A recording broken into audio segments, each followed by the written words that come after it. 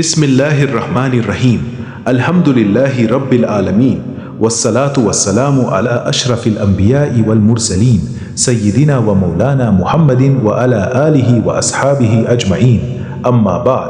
عزیزو، آج ہم سورہ الحج کی 5ویں آیت پر تھوڑا سا غور کرتے ہیں۔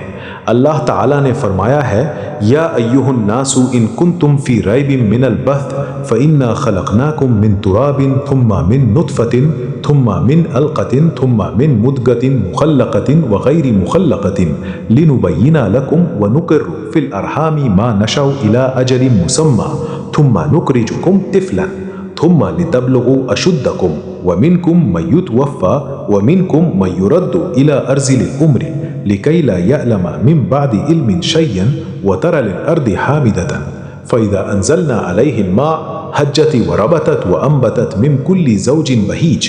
اس آیت میں اللہ تعالیٰ ان لوگوں کو سمبودھت کر رہا ہے جو قیامت کے دن دوبارہ زندہ ہونے پر شک کرتے ہیں۔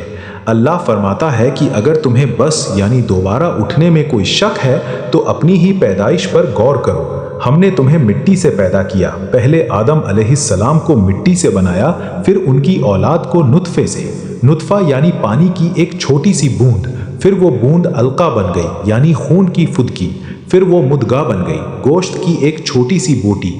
کبھی وہ بوٹی پوری شکل والی ہوتی ہے، کبھی ادھوری۔ اللہ اپنی قدرت سے ماں کے پیٹ میں جس کو چاہتا ہے اتنے دنوں تک رکھتا ہے جتنا اس نے مقرر کیا، پھر بچہ پیدا ہوتا ہے، پھر وہ بچہ جوانی کو پہنچتا ہے۔ کچھ لوگ جوانی میں ہی چل بستے ہیں، کچھ بڑھاپے تک پہنچتے ہیں۔ بڑھاپے میں آدمی اتنا کمزور ہو جاتا ہے کہ جو کچھ اس نے سیکھا تھا وہ بھی بھول جاتا ہے، گیان کے باوجود بے سدھ ہو جاتا ہے۔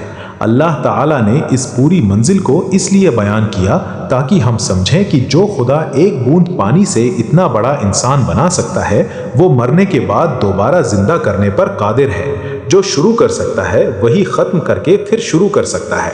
اس کے بعد اللہ تعالیٰ زمین کی مثال دیتا ہے۔ تم دیکھتے ہو کہ زمین سوکھی پڑی ہوتی ہے، مرجھائی ہوئی بے جان، کوئی ہریالی نہیں، کوئی پھول نہیں۔ پھر جب اللہ پانی برساتا ہے تو وہی سوکھی زمین ہلنے لگتی ہے، پھولنے لگتی ہے اور ہر طرح کے خوبصورت پیڑ پودے اگا دیتی ہے۔ ہرے بھرے کھیت، رنگ برنگے پھول، پھلدار درخت، یہ سب اللہ کی قدرت کی نشانیاں ہیں۔ بھائیو، اس آیت سے ہمیں کئی سبق ملتے ہیں۔ پہلا سبق یہ ہے کہ ہماری پیدائش اللہ کی مرضی سے ہوئی، ہم اپنی مرضی سے نہیں آئے۔ مٹی سے شروع ہو کر نطفہ، علقہ، مدغہ، یہ ساری منزلیں اللہ ہی طے کرتا ہے۔ اس لیے ہمیں گرو نہیں کرنا چاہیے۔ ہم مٹی کے بنے ہوئے ہیں، مٹی میں ملنے والے ہیں۔ دوسرا سبق یہ ہے کہ عمر اللہ کے ہاتھ میں ہے۔ کوئی جوان مر جاتا ہے، کوئی بڑھاپے تک پہنچتا ہے، کوئی سمجھدار رہتا ہے، کوئی بے سود ہو جاتا ہے۔ اس لیے ہمیں ہر وقت موت کو یاد رکھنا چاہیے۔ کل کیا ہوگا کوئی نہیں جانتا۔ آج جو سانس لے رہے ہیں کل وہ سانس رک سکتی ہے۔ تیسرا سبق قیامت کا ہے۔ جیسے سوکھی زمین پانی سے زندہ ہو جاتی ہے ویسے ہی قبروں میں پڑے ہوئے لوگ اللہ کے حکم سے دوبارہ زندہ ہوں گے۔ جو لوگ کہتے ہیں کہ مرنے کے بعد کچھ نہیں، وہ اس آیت کو پڑھیں۔ اللہ نے صاف فرما دیا کہ جیسے زمین کو زندہ کرتا ہوں ویسے ہی تمہیں بھی زندہ کروں گا۔ عزیزو، آج ہم دنیا کی چکا چوندھ میں کھوئے ہوئے ہیں۔ دولت، عزت، پد، گھر بار، یہ سب استھائی ہے۔ اصلی گھر آخرت ہے، جو وہاں کام آئے گا وہی بچانا ہے۔ نماز، روزہ، زکوٰۃ، حج، اچھے اخلاق، ماں باپ کی خدمت، غریبوں کی مدد، یہ سب نیکیاں آخرت میں کام آئیں گی۔ اس آیت کو پڑھ کر ہمیں اپنی پیدائش پر شرم آنی چاہیے اور اللہ کی قدرت پر یقین بڑھنا چاہیے۔ جو خدا اتنی بڑی نشانیاں دکھا رہا ہے اس سے ڈرنا چاہیے اور اسی سے امید لگانی چاہیے۔